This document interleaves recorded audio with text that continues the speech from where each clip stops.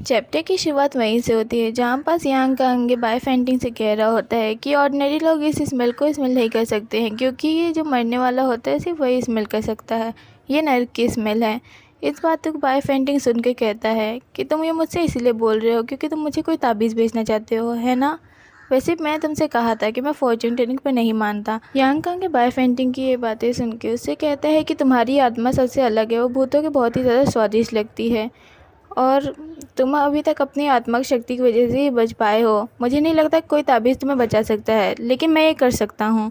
फिर हमें शीन शब्द होते हुए दिखाया जाता है। कोई दरवाजे पर नॉक कर रहा होता है। बाय फेंटिंग उठता है और उससे पूछता है दरवाजे पे कौन है। तभी दरवाजे पे से जो खड़ा रहता है वो कहता है कि मुझे अंदर आने दो, मैं कुछ भूल गई हूँ। तो बाय फेंटिंग पूछते हुए कहता है सेंड्रा, और वो दरवाज़ा खोल ही रहा होता है।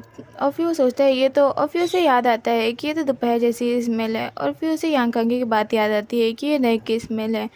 और फिर वो उस दरवाज़े को बंद करने लग जाता है। तभी बाहर जो खड़ी रहती है वो उससे बोलती है कि बाय फेंटिंग दरवाज़ा खोलो, मुझे अंदर आने दो।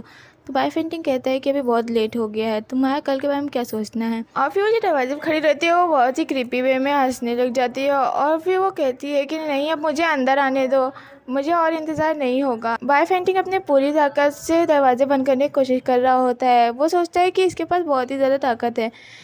और फिर उसके बाद वो कहती है बाय फेंटिंग दरवाज़ा खोलो, मुझे अंदर आने दो। और फिर वो अपना हाथ दरवाजे के अंदर डाल लेती और बाय फेंटिंग कलाई को पकड़ लेती है और दरवाज़ा खोल लेती है। और फिर वो कहती है दरवाज़ा खुल चुका है, मुझे अब अंदर आने दो, मुझे बहुत ही ज़्यादा भूख लगी है। और फिर वो बाय फेंटिंग के करीब आने लग जाती है और वो कहती है कि मुझे बहुत ही ज़्यादा भूख लगी है। और वो अपना मुंह खोल लेती है।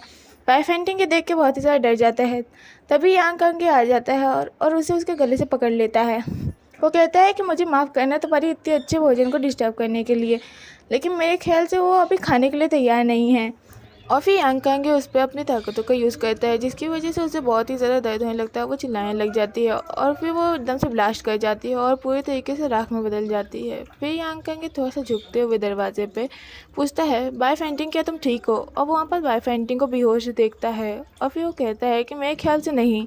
हमें बाय फेंटिंग के बारे में बताया जाता है। वो एक मेल और 27 साल का है। उसने अभी चार्मिंग एक्टर का अवार्ड जीता है। 19 साल की उम्र में ही उसने यंगर एक्टर का अवार्ड जीत लिया था। 22 साल की उम्र में उसको अपनी अच्छी एक्टिंग के लिए गोल्डन डियर का भी अवार्ड जीत लिया था। लेकिन उसका एक सीक्रेट है कि उसे 5 साल की उम्र से ही घोस्ट दिखते हैं। हालांकि बड़े होने के बाद उसे घोस्ट नहीं दिखते, लेकिन वो अभी भूतों से बहुत ज़्यादा डरता है। तभी बाय फेंटिंग अचानक से अपनी आंखें खोल लेता है। बाय फेंटिंग बैठते हुए सोचता है कि क्या ये सब एक सपना था। तभी यांग कांग उससे पूछता है क्या तुम उठ गए। तभी बाय फेंटिंग बहुत ही हैरानी से चिल्लाते हुए कहता है कि तुम यहाँ क्या कर रहे हो। तभी यांग कांग उससे कहता है कि मैंने तुम्हारे लिए शूटिंग पे से एक दिन की छुट्टी मांगी है ताकि तुम आराम कर लो। तभी बाय फेंटिंग चौंक जाता है। उसके हाथ पे एक निशान होता है और फिर वो उसे देखने लग जाता है। और यांग कांग उससे बोलता है कि ये भूत की तरफ से दिया गया तुम्हारे वो कर्ज है और ये तुम्हारे हाथ पे से बहुत ही जल्दी कुछ घंटों के अंदर ही निकल जाएगा। बाय फेंटिंग फिर कहता है अगर मैं कहूँ कि ये प्रैंक है और कोई स्टाफ में से ये बन के आया तो क्या होगा।